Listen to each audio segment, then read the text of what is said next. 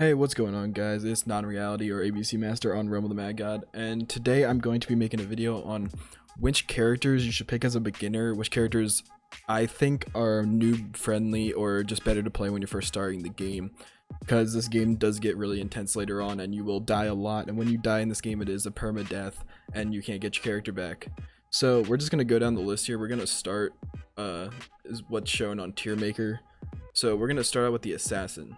Now, personally, I think the Assassin for this tier list is gonna be for beginners, like which class. S would be, I think, highly the beginner should play it, and D would be like beginners should not play this class. So for the Assassin, I would honestly put this at around a B tier. Mainly the reason is his ability. You can throw it super far, do good damage, and you don't have to get too close to the bosses, which means you can figure out the patterns and not really have to worry about getting hit too much while also doing a decent amount of damage. He doesn't have the longest range, but he doesn't have the shortest either, so you can still be doing damage with the with his dagger.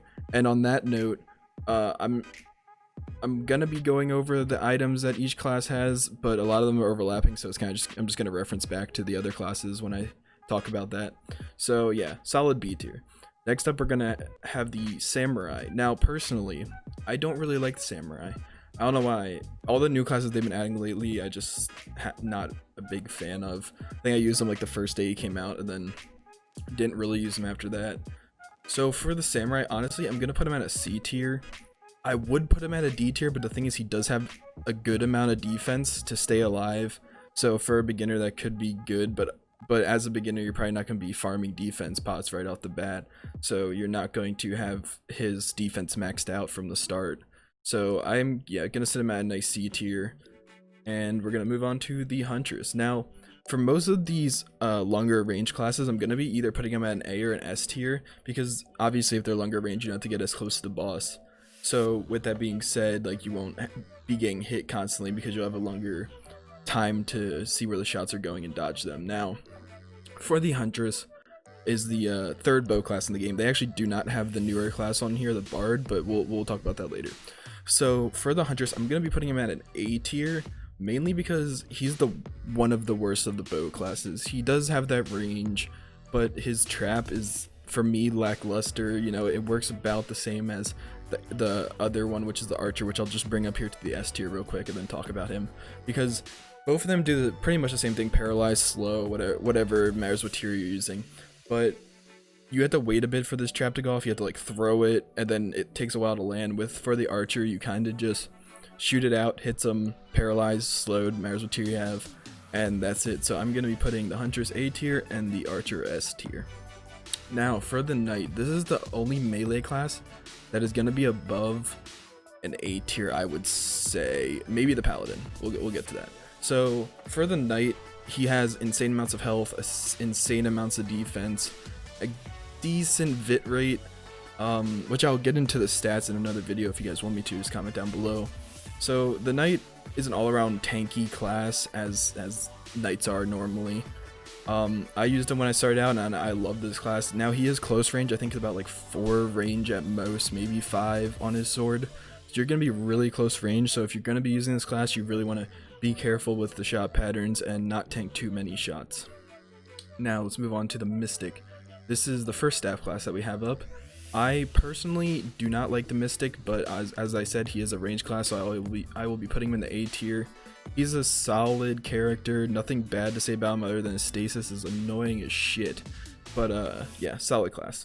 Next up, we got the Necromancer. Now for newer players, I'm actually just gonna put this at an S tier. Now the community's probably gonna like scold me for this one, but he is a range class, like 9-10 range, and on top of that, his ability does heal when you hit an enemy, so having that extra heal, because you probably won't have a pet right off the bat, is a good thing to have for newer players, so they can stay alive without just getting that tick damage from not having a pet.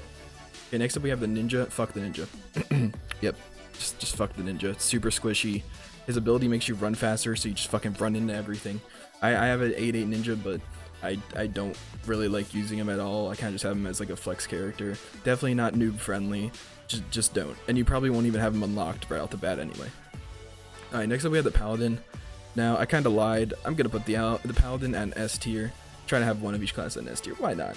So the paladin, his ability gives you strength and it also heals you, so that's why I have him at S tier. He does that healing, and on top of that, his HP isn't bad, his defense isn't bad, and he's an all-around just solid character. Now he's a melee, so he's a 4 range, but or 5 range, I'm not even sure, but with the paladin healing, he is a better character for up close fighting. Now he's not as tanky as the knight, so you will be getting hit and you will be taking more damage, but I think he is a solid character for beginners. Now we have the priest. So whenever my friends get into this game, I always recommend the priest, and why I do that is his ability is literally a heal, like most games priests heal, and you can just stay alive longer. He is really squishy, but he does have an insane amount of range, so you can stay really far back, and the shots that you do get hit with, you can just heal through, so it's pretty nice. Next we're going to be moving over to the rogue. Now honestly, I'm going to put the rogue at a C tier, and the only reason for that is he is a very hard class to master, easy class to learn, he goes invisible, blah blah blah, but he is a very hard class to master. Even nowadays I'm dying on my rogue because I sit on something that I shouldn't, because I'm like, oh, I'm invisible, I can just do whatever I want. But no, I definitely put him at a C tier. He is a dagger class, so you can stay at medium range. It's just, you gotta be careful of the people around you, and as a beginner that might be difficult to dodge shots, watch people, watch your HP, so I honestly just would put him at a C tier. Now we're gonna go over to the sorcerer. Now the sorcerer honestly isn't bad, he's an all-around good class. I'll put him at an A tier. He does good damage. One of his staffs that's a UT can paralyze, so he has that little versatility. He is a staff class, so he is 9 range about. He doesn't have too much defense, not too much health, but if you build him right, you should be fine with that compartment. So yeah, that's all I gotta say for the sorcerer. Now next up is the trickster. Now personally, trickster is one of my favorite classes, but sadly I'm going to have to put him, see, this is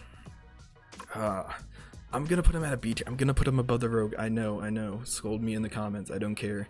I'm gonna put him above the rogue because he can teleport out of situations really fast. I mean, you can with the rogue if you get the one cloak that actually teleports, but tricksters can teleport out of the way, and he doesn't use a lot of mana because you can just keep his T0 prism throughout your whole time of using him, so you're not even going to be wasting that much mana. You can teleport out of bad situations. He's a medium range character, so I don't think that's that bad of a character to use in beginner. Some people probably have a different stance on that, but that's where I stand on that. Now warrior for beginners, only for beginners, I'm gonna put it at a C tier. And why I'm gonna put the warrior at a C tier is he's really good. Like, he's probably my favorite character in this game, but he doesn't have any healing, he doesn't have a ton of HP or defense. His ability makes you go faster, which could be hard to navigate as like a newer player.